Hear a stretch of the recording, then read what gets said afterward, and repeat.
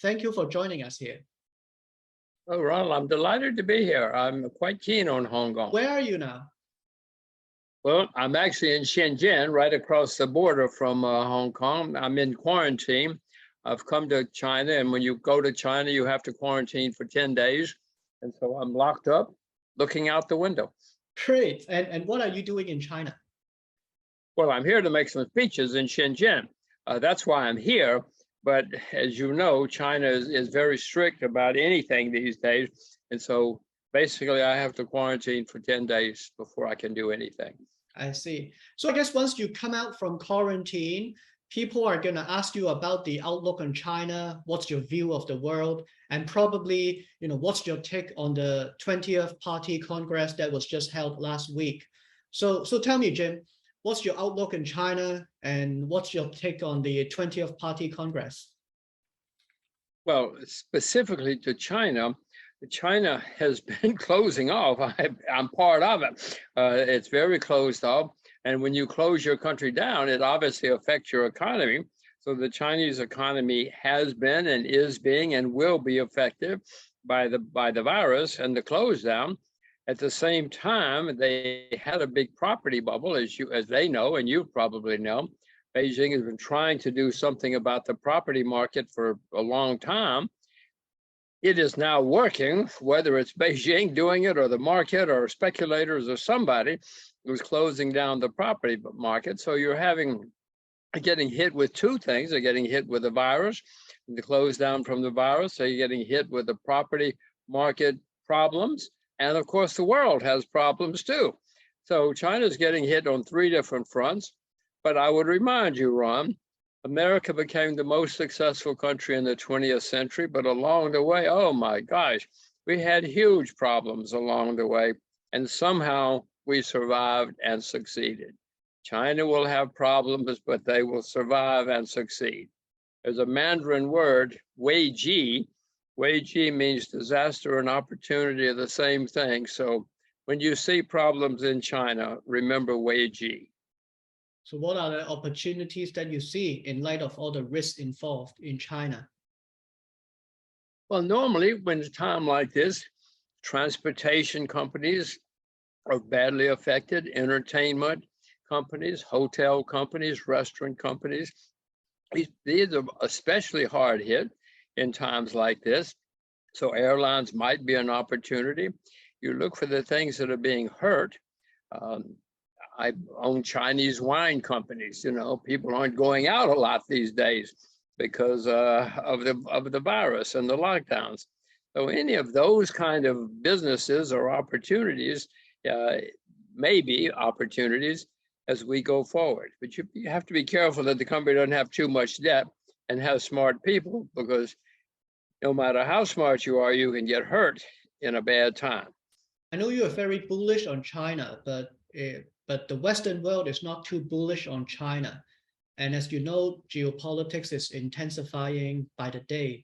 Do you think the Western world is going to press harder to curb China from growing, or even to curb China's ideology in the world? Well, use a historic perspective. 100 years ago, 150 years ago, most of Europe was very down on America. They thought there were a bunch of gangsters, outlaws, crooks, thieves, and nobody honest in America, et cetera, et cetera. And there were certainly bull markets and bear markets in America. You couldn't trust politicians in America in those days. You still cannot trust politicians anywhere, but you couldn't trust politicians in America in those days. And yet America became a very successful and the most successful country in the 20th century. I don't know what problems China will have, but I know that's the way the world works. No matter if it's an individual or a company or a family or a country that's rising, there are problems along the way. So yes, there are problems in China now. We mentioned some before. Yes, there's always somebody who's anti any country. There were certainly countries that were anti the United States at the end of the 19th century. There was a chance that England and America would go to war during that period. America did go to war with some countries during that period. And yet somehow or another, America survived and prospered. Yes, there are people saying bad things about China. Whenever the country has problems, the politicians always blame foreigners. It's easy to blame foreigners. You know, Mr. Trump was blaming everybody, blaming the Chinese and the Canadians and the Germans and the Koreans, everybody. That's what politicians do when they need a scapegoat. And that's what's happening now. It's the way the world works. It's the way history works. I suspect that China will survive and the world will survive. What does the West get it wrong, you know, with all the narrative in the West and all the mocking of China? What are they getting it wrong? And how would you tell the Western world or the Western media as to what China is and what China is doing? The main mistake, you know, after like between 1980 and pick any year, at least for 30 or 40 years, China and the West made lots of money together, had great prosperity together, and did lots of business together. Then Mr. Trump, to win votes, started blaming all the world's problems on China, which is what politicians always do. And instead of working with China, instead of China and the West working together, which is what they did for 30 or 40 years, now people want to blame the foreigners because they're having hard times. That's what they're missing.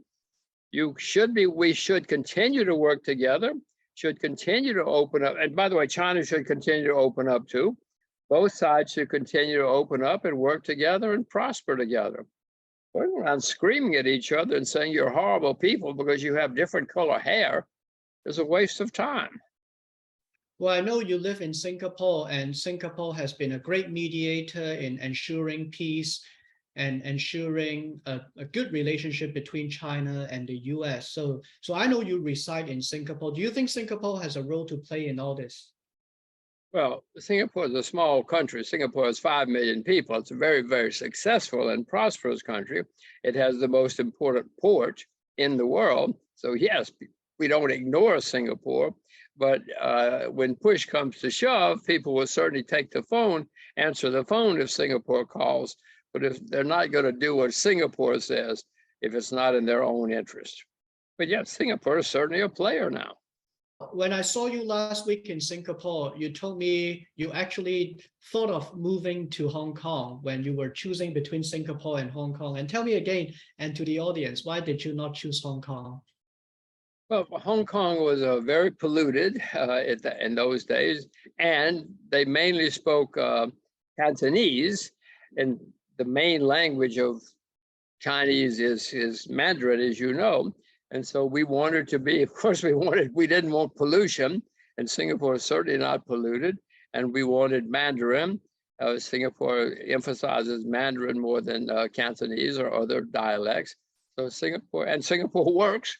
And I don't speak Chinese. In Singapore, they speak English as well. So it seemed the perfect solution. And it seems like Singapore is thriving because of all these geopolitics and everybody's moving there. You know, I've been back to Singapore a few times already over the past 6 months. And a lot of family offices are starting there. Do you think this is going to be a huge boom for this particular country?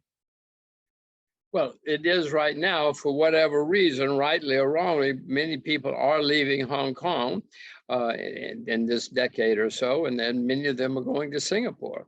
So that helps Singapore. You have an influx of prosperous, smart, successful people. It usually helps you, especially if you have a small population to begin with. It just increases your prosperity. I totally see how Singapore is booming there, but for Hong Kong, I know you are a frequent visitor to Hong Kong. Do you think Hong Kong still has a role to play in light of geopolitics, in light of still serving as an international financial center? Well, you should ask Beijing. It seems to me that Beijing is much more interested in Shanghai and Beijing and mainland cities, Shenzhen, mainland cities being the center, the financial and economic center, more than Hong Kong, probably for historic reasons or for whatever reasons. So Hong Kong's not going to disappear, but I would suspect that other places will be the center. You know, in 1850, There was a city in America called Baltimore, which was the third largest city in the country, extremely important city. Well, Baltimore is still there, but most people have never heard of Baltimore now, and they certainly don't know that it was once extremely important in America. Much more important in America. It's still important, but much more than it was then. Now, let's switch gear a little bit and talk about investing. So Jim, consider what has been happening in the world over the past few weeks with huge volatility in the market. Where are you allocating your capital right now? Well, as I look around the world, property in many places is a bubble. Certainly Korea, New Zealand, many places. Property is most places not a good place to invest these days. Bonds are certainly a bubble. Bonds have been in a bubble. Bonds have never been this expensive in the history of the world. So bonds are not a place for my money. Many stocks were beginning to form bubbles. Many are still very expensive. There are not many places that I would buy stocks. Now, yes, I'm sure you can find something that's good. I bought a few shares in Uzbekistan recently. I want to buy some shares in Cambodia recently, soon, but these are not major. These are small places, needless to say. So the only place that I know that's still cheap on a historic basis are commodities, Ron. I mean, silver's down 70% from its all-time high. So sugar's down 70% from its all-time high. These are not bubble kind of numbers. So real assets, for the most part, are the cheapest asset that I can see. So I do have some assets in commodities. Now, I mean, I may sell them all tomorrow, but that is the cheapest place that I see of any asset in the world in 2023. Obviously, all these commodities you mentioned, many of them denominate in the US dollar. But what about your outlook in the US dollar as well as other currencies? Well, I own a huge amount of US dollars. I hope you're going to say why, because the U.S. is the largest debtor nation in the history of the world, and the debts are getting higher every day. So I hope you'll say, well, why do you own U.S. dollars then? I own U.S. dollars because in times of turmoil, people look for a safe haven. And Ron, many people think for historic reasons that the U.S. dollar is a safe haven. So I own a lot of U.S. dollars. It's going to get overpriced. It could turn into a bubble depending on how bad the world gets. I hope I'm smart enough when it gets overpriced or gets a bubble to sell it. No currency has been on top for more than 100, 150 years or so throughout history. Well, we in the US have been on top for a long time with our currency, so we're getting towards the end. I didn't say it's not the end because I own a lot of them and am not selling yet. But the US dollar is a place for me to have a lot of money. And I don't know where to put my money when I sell my dollars. Part of the problem is what else? I mean, if you look at China, that would be a logical place to go, but the renminbi, the Chinese currency, is a blocked currency. I mean, you cannot go online and buy and sell it like you can the euro or something, or even the Hong Kong dollar. So I have a problem of I don't know what I'll do with my dollars when I sell them. And if you know, Ron, don't tell anybody. Keep it a secret. You know, don't announce it on the air. Send me an email later, because I'm looking every day. Yeah, Jim, I want to say you should just simply convert to some Hong Kong dollars. Hong Kong stock market is extremely beaten down. It's cheap. It's pegged to the US dollar. So maybe Hong Kong dollar is not a bad option. Well, I do own a few Hong Kong dollars. The problem with that, Ron, is that the Hong Kong dollar now is tied to the US dollar. And of course, there may be changes taking place in Hong Kong because of China and because of the world. If you tell me that it's not going to be connected to the US dollar and it's going to be free and clear to do as the people wish, then that would be an eye. But even then, Ron, it's still very small. I mean, the Hong Kong dollar, if you're talking about a world currency, there are not that many Hong Kong dollars for the world to consume. So it's a wonderful place, but I'm not sure that's going to be the new currency. Right. Just to give you some facts, I think in terms of the Hong Kong dollar, we rank number 8 in terms of FX reserve. And in terms of the Hong Kong stock market, I think we rank number 6, if not number 7th in the world. So I guess our local exchange is still big enough to absorb big liquidity. So that's kind of how I see it. But what about the euro or the pound sterling? Do you think eventually the euro will break up because of all the government debt and all the crisis over there? Well, the pound sterling, was the world reserve currency once upon a time, 100 years ago or so. But, and in the 20s, it was the number one, the only one. But then in 50 years later, it went bankrupt. England went bankrupt and had to be bailed out by the IMF. That was in only 50 years, Ron. So these things do change and can change. I don't see the UK because it's got such staggering debts now. And the problem with the euro is, from my point of view, and I own a few, but not much, is there's the serious risk that it could dissolve. There are over 20 members of the euro, and if some of them get frustrated or agitated or something, they'll just pull out, and the euro could dissolve. Very, very few multinational currencies have lasted very long in history. So it's unlikely that a lot of my money will go into euros. I do own a few, but I don't see it as replacing the dollar.